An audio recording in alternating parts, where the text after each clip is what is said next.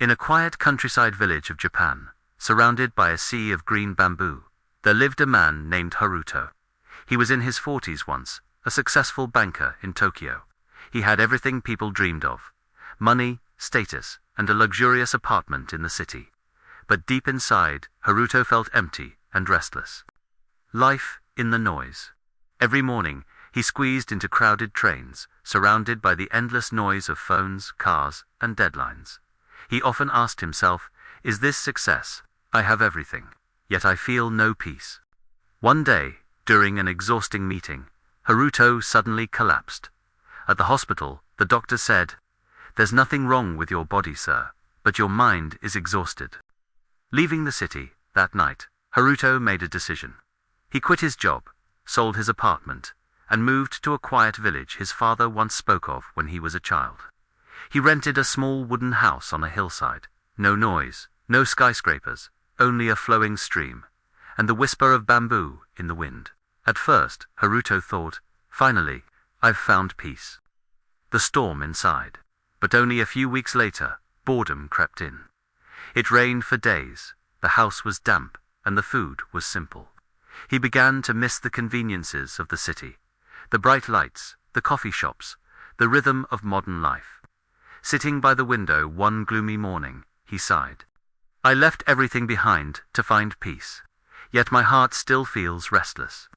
That afternoon, Haruto met an old man named Sato, who ran a small tea house on the hill. Seeing Haruto's troubled face, Sato asked, "You're searching for peace, aren't you?" Haruto nodded.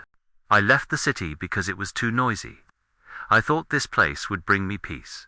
Sato smiled and said, "Peace doesn't come from where you are, but from how you feel. Whether you live in the forest or the city, if your heart is restless, there will be no peace anywhere." The lesson from a cup of tea. Sato poured Haruto a cup of tea. The water was cloudy, steam rising gently.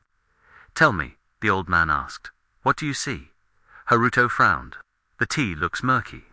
It doesn't seem good." Sato chuckled, setting the cup down. After a few moments, he said, "Now look again." The water had cleared, calm and still. Sato said softly, "The tea wasn't cloudy. It was just stirred. The same is true for your heart. When your mind is unsettled, you can't see clearly. But when it becomes still, peace reveals itself." Those words struck something deep within Haruto. He realized he had been trying to escape the world outside, yet never faced the storm inside himself. A change within. From that day on, Haruto changed how he lived. He woke up early to sweep the yard, brew tea, and sit quietly by the stream. He practiced noticing small things: the scent of the morning air, the sound of raindrops, the warmth of sunlight through bamboo leaves. Gradually, his thoughts slowed, his breathing softened. He began to smile again. When it rained, he no longer complained. He listened to the rain and felt gratitude. When the sun was harsh, he didn't curse it, he welcomed its light. One morning, Haruto told Sato, "I think I finally understand. Peace doesn't come from this village, or from Tokyo. It comes from how I choose to see and accept the world." Sato nodded with a gentle smile. "That's right. When your heart is calm, every place becomes home." A new beginning. A year later, Haruto opened a small tea house of his own, called Tranquil Leaf. People from nearby towns came, not just to drink tea, but to find a moment of calm. On the wall of his tea house hung a simple wooden sign. "Peace doesn't come from changing your surroundings. It comes from changing your state of mind." The final lesson: peace is not found by escaping your circumstances, it is found by understanding yourself. When the mind is restless, even paradise feels uneasy. But when the heart is still, even in chaos, you can find serenity.